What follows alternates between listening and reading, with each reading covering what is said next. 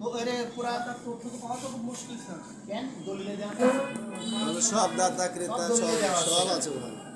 দিয়ে তারপর information দাখিলাতে sir A to Z অনেক ইনফরমেশন। তাহলে এই যে কত শতক নিলা এইখানকার এটা মিল থাকতে হবে। মিল থাকার পরে সংরক্ষণ দিতে হবে। সংরক্ষণ দেওয়া যখন কমপ্লিট হয়ে গেল নিচে আর একটা অপশন আমরা পাবো, সেটা হচ্ছে যে এই যে কলমি নকশা।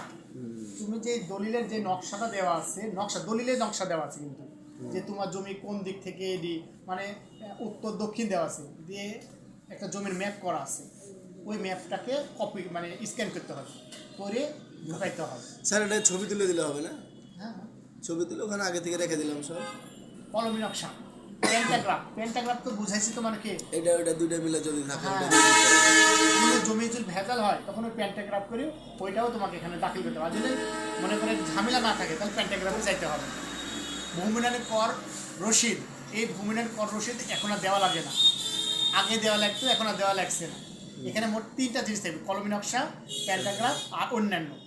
এই অন্যান্যর ভিতরে তখন তুমি ভূমিদানের করের ওই কপিটা, তারপরে হচ্ছে যত কপি আছে সবগুলো এটা একসাথে পিডিএফ করে জমা দিয়ে দিয়ে সংরক্ষণ ক্লিক করে। পিডিএফ করবো কি করে স্যার এটাকে? মানে স্ক্যান করলে মোটাই পিডিএফ হয়ে গেল। স্ক্যান করলে পিডিএফ জেপিজি, তারপরে পিডিএফ করবে। ওই গুগল থেকে এইভাবে পিডিএফ করে দেবো, কনভার্ট টু পিডিএফ। তারপরে এখানেতে দিয়ে সংরক্ষণ এবং পরবর্তীতে ক্লিক করতে হবে। পরবর্তীতে আসার পরে এইগুলা গণিতা মালিকের না দাবি ঠিক আছে কিনা, হ্যাঁ ঠিক আছে, আপনাদের জমির দখলে আছে কিনা, ঠিক আছে, আপনাদের দখলের নিষেধাজ্ঞা আছে কিনা, না নিষেধাজ্ঞা নাই, আপনাদের জমিতে সরকার স্বার্থ আছে কিনা, না সরকার স্বার্থ নাই, এই জমিতে হোল মানে এই ভূমির কর পরিষদ আছে কিনা, হ্যাঁ পরিষদ আছে, এই মৌজায় অন্য কোনো খতিয়ান আছে কিনা, যদি খতিয়ান না থাকে না, ব্যাস দেওয়ার পরে নিচে থেকে আসে এটা টিক চিহ্ন দিতে হবে, দিয়ে নিচের সংরক্ষণে আবেদন দাখিল করুন, এটাতে ক্লিক করতে হবে। এখানে একটা জিনিস দেখো, আবেদন আমার জমি কৃষি জমি হিসাবে 60 বিঘার উপরে জমি নেই, এটা টিক চিহ্ন দিতে হবে। যদি 60 বিঘা থাকে তাহলে তুমি আর আবেদন করতে পারবে না, তুমি সর্বোচ্চ 60 বিঘা পর্যন্ত জমি তোমার নামে থাকতে পারবে, এর বেশি থাকতে হবে না। তাহলে এটা টিক চিহ্ন দিলে নাই, দিয়ে আবেদন দাখিল করুন। আবেদন দাখিল করে নিয়ে ক্লিক করে দেবো। ক্লিক করার পরে আপনার সামনে আরেকটা ধাপ আসবে টাকা পরিশোধের জন্য, যে ঠিক আছে কিনা দেখলাম, দেখার পরে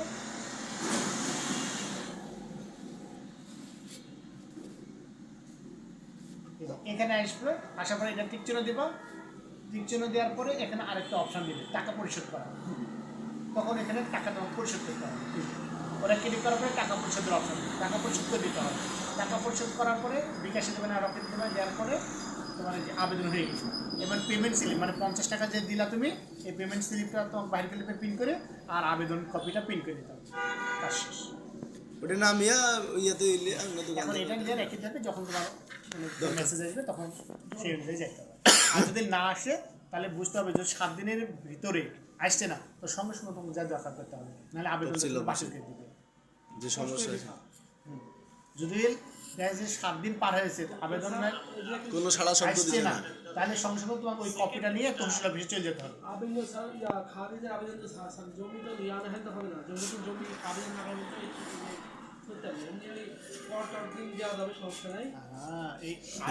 মানে খারিজের কাজটা একটু জটিল আছে, ঠিক আছে, কিন্তু 2-1 বার তুমি যদি করো তাহলে ক্লিয়ার হয়ে যাবে, কিন্তু তুমি না করলে ক্লিয়ার হবে না।